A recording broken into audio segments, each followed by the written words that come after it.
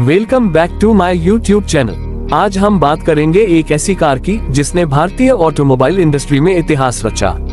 एक ऐसी कार जो लाखों लोगों का सपना पूरा करने के लिए बनाई गई थी। जी हाँ, हम बात कर रहे हैं टाटा नैनो की। ये कार सिर्फ एक वाहन नहीं थी, बल्कि भारत में एक नई सोच और क्रांतिकारी इनोवेशन का प्रतीक थी। टाटा नैनो का सफर 2008 में शुरू हुआ, जब इसे पहली बार ऑटो एक्सपो में पेश किया गया। इसे दुनिया की सबसे सस्ती कार के रूप में लॉन्च किया गया था, जिसकी शुरुआती कीमत सिर्फ 1 लाख रुपए थी। ये सपना था रतन टाटा का, जो चाहते थे कि हर भारतीय परिवार के पास अपनी खुद की कार हो। उन्होंने एक ऐसे वाहन की कल्पना की थी जो न सिर्फ किफायती हो, बल्कि सुरक्षित और भरोसेमंद भी हो। रतन टाटा के दिमाग में यह विचार तब आया जब उन्होंने एक परिवार को स्कूटर पर चलते हुए देखा। पति ड्राइव कर रहा था, पत्नी पीछे बैठी थी और 2 बच्चे उनके बीच में थे। यह नजारा देखकर उन्होंने सोचा कि क्यों न एक ऐसी कार बनाई जाए जो एक आम आदमी की पहुंच में हो और जिसमें पूरा परिवार आराम से सफर कर सके। इसी सोच के साथ टाटा मोटर्स ने नैनो प्रोजेक्ट पर काम शुरू किया। टाटा नैनो को डिजाइन करने में कई चुनौतियां आईं। सबसे पहली चुनौती थी लागत को कम रखना, ताकि यह कार वाकई में आम आदमी की कार बन सके। इसके लिए कंपनी ने कई इनोवेटिव तरीके अपनाए। कार में रियर इंजन दिया गया, जिससे इसकी लागत कम हुई। इसमें बेसिक फीचर्स रखे गए, कोई पावर विंडो नहीं, कोई एसी नहीं, और यहाँ तक कि कार का एक वाइपर ही दिया गया। नैनो का engine 624 CC 2 cylinder petrol engine था, जो 37 bhp की पावर जनरेट करता था। यह इंजन कार के पीछे लगा था, जो भारत में पहली बार हुआ था। इससे कार को हल्का और ईंधन किफायती बनाया गया। माइलेज की बात करें तो नैनो करीब 23-25 किलोमीटर प्रति लीटर का माइलेज देती थी, जो कि भारतीय ग्राहकों के लिए एक बड़ी खासियत थी। लॉन्च के समय टाटा नैनो को जबरदस्त पब्लिसिटी मिली। हर कोई इस कार को खरीदना चाहता था। बुकिंग के समय लाखों लोगों ने इसे बुक किया, लेकिन प्रोडक्शन में कुछ समस्याएं आईं। सबसे बड़ी समस्या थी सिंगूर प्लांट विवाद, जिसकी वजह से कार का प्रोडक्शन समय पर शुरू नहीं हो सका और कंपनी को अपना प्लांट गुजरात में शिफ्ट करना पड़ा। इससे प्रोजेक्ट में देरी हुई और लागत बढ़ गई। जब नैनो बाजार में आई तो लोगों की प्रतिक्रिया मिली जुली रही।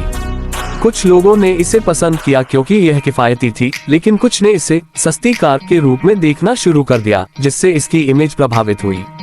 भारत में कार को स्टेटस सिंबल माना जाता है और नैनो को सबसे सस्ती कार कहे जाने से कई लोगों ने इसे खरीदने से परहेज किया। इसके अलावा कुछ तकनीकी समस्याएं भी सामने आईं। शुरुआत में कुछ नैनो कारों में आग लगने की घटनाएं सामने आईं, जिससे लोगों के मन में सुरक्षा को लेकर डर बैठ गया। हालांकि टाटा मोटर्स ने तुरंत इस समस्या का समाधान किया और कार में सुधार किए, लेकिन शुरुआती नेगेटिव पब्लिसिटी ने इसकी बिक्री पर असर डाला। इसके बावजूद टाटा नैनो को लगातार अपडेट किया गया। 2012 में इसमें पावर स्टीयरिंग, बेहतर इंटीरियर और CNG वेरिएंट जोड़ा गया। 2015 में इसका ऑटोमेटेड मैनुअल ट्रांसमिशन वेरिएंट भी आया, जिससे ये भारत की सबसे सस्ती ऑटोमेटिक कार बन गई। लेकिन बिक्री उम्मीद के मुताबिक नहीं बढ़ी।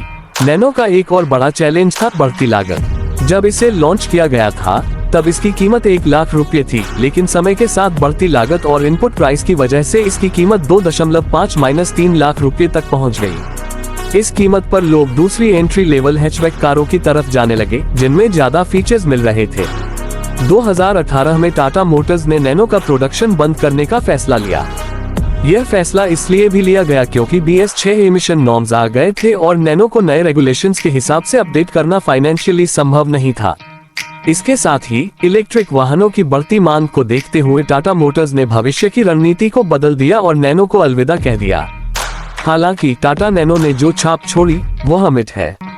ये कार सिर्फ एक वाहन नहीं, बल्कि एक विचार थी, एक क्रांति थी, जो ये साबित करती है कि इनोवेशन और सोच के दम पर कुछ भी संभव है। भले ही इसका सफर ज्यादा लंबा नहीं रहा, लेकिन ये हमेशा एक आइकॉनिक कार के रूप में जानी जाएगी। आज भी ऑटोमोबाइल इंडस्ट्री में जब कम लागत और इनोवेटिव डिजाइन की बात होती है तो टाटा नैनो का नाम जरूर लिया जाता है। कुछ लोग इसे फेलियर मानते हैं, लेकिन अगर इसे एक लर्निंग एक्सपीरियंस के तौर पर देखें तो ये भारतीय ऑटोमोबाइल इंडस्ट्री के लिए एक बड़ा कदम था। तो दोस्तों, ये थी टाटा नैनो की पूरी कहानी। क्या आपको लगता है कि अगर इसे इलेक्ट्रिक वर्जन में लाया जाए तो ये फिर से मार्केट में हिट हो सकती है? कमेंट में अपनी राय जरूर दें। और अगर आपको यह वीडियो पसंद आया हो तो लाइक, शेयर और सब्सक्राइब करना न भूलें।